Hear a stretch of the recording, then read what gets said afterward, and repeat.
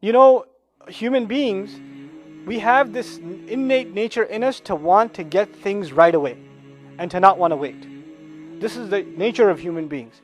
If you're in business and somebody offers you a product right now to sell right now at a cheap price, like if you sell something for $100, the customer says, I'll give you 95 cash. Another customer says, I'll give you 100 but 2 months from now. What are you going to do? You're going to sell for 95. You want the cash now. You need the money now.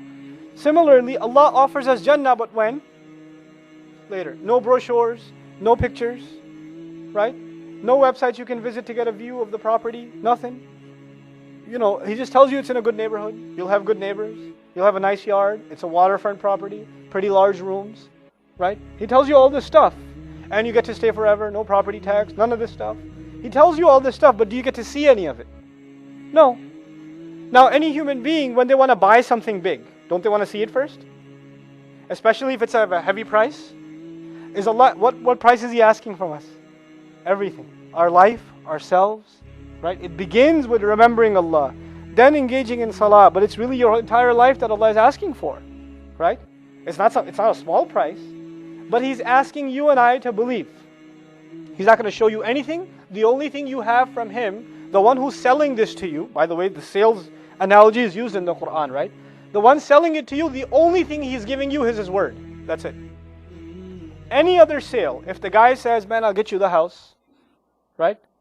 Pay me now, but you'll have the house in 20 years. Where's the house? I'm not going to tell you. Can I see it? No. You got my word.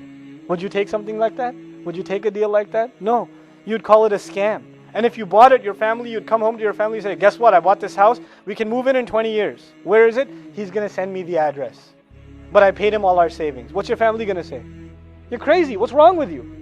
But the believer, when he gives things for the sake of Allah, when he gives his life, his wealth, his assets, his career, his efforts for the sake of Allah, and he goes to his family and he says, you know, I'm giving this for Allah, and Jannah is guaranteed, guess what his family says? Are you crazy? What are you talking about? What about the home here? You've gone nuts. So the hypocrites would say to the believers, who were sometimes their own family, they would say to him, as-sufaha, these fools, these idiots. Look at these people. What are they running after? It's a matter of perspective. Allah wants here, this is why Allah, the Messenger of Allah called this deen strange. We believe in it begins with believing in something you can't see. الَّذِينَ يُؤْمِنُونَ بِالْغَيْبِ. Allah is promising you all this stuff, but you can't see it. You gotta believe it. That's what the test of faith is, right? So where does your iman in the akhirah get tested? In the preference. What gets your time? What gets your effort? What gets your attention? What are you into in your free time? Where does your day go? Right? You and I can say we prefer Allah, we prefer this deen, we live for the sake of Allah. Inna salati wa nusuki wa mahyaya wa mamati lillahi rabbil alameen. We can say that till we're blue in the face. But if our actual preferences are headed in a different direction, then Allah knows. Innahu ya'lamul jahra ma yakhfa. He knows what you show. He knows the obvious and He knows what's hidden also. He knows both of them. He knows deep inside of ourselves if we made an effort to clean ourselves up. So this is something you and I have to ask ourselves in a very serious way. We have to engage in an interrogation of our own selves. We have to look deep inside ourselves to find the answer to this question. And may Allah make us of those who give preference to the akhirah over this world. Inna hadha lafi suhufil ula. No doubt it is this that has truly been in the earliest scriptures. What has been in the earliest scriptures? That the next life is better and more lasting. What has been in the earliest scriptures? The very first thing the surah said, سَبِّحِ اسْمَ رَبِّكَ الْأَعْلَى. Declare the greatness and acknowledge the perfection of the name of your Lord the Most High. That declaration has been there in all of the scriptures. And at the end also, this simple lesson that the next life is better than this, if one internalizes that, they've got the gist of every messenger's message.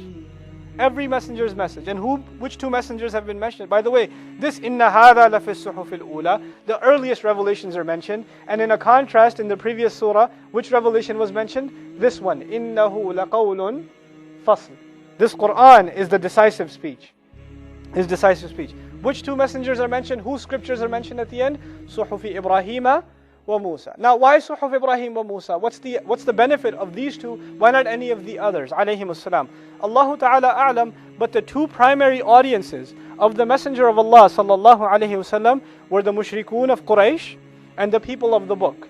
The mushrikun of Quraysh, which prophet at least did they acknowledge? Ibrahim alayhi salatu wasalam. The people of the book, the Jews and the Christians, their legacy begins with which prophet?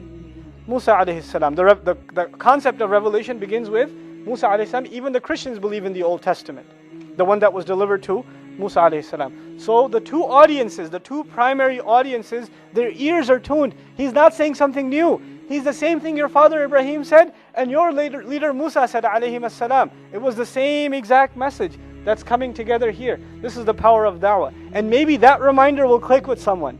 Because remember, وَذَكِّرْ فَإِنَّ نَفَعَتِ الذِّكْرَى, right? Remind, perhaps reminder will have some benefit. If reminder serves to have some benefit, subhanallah.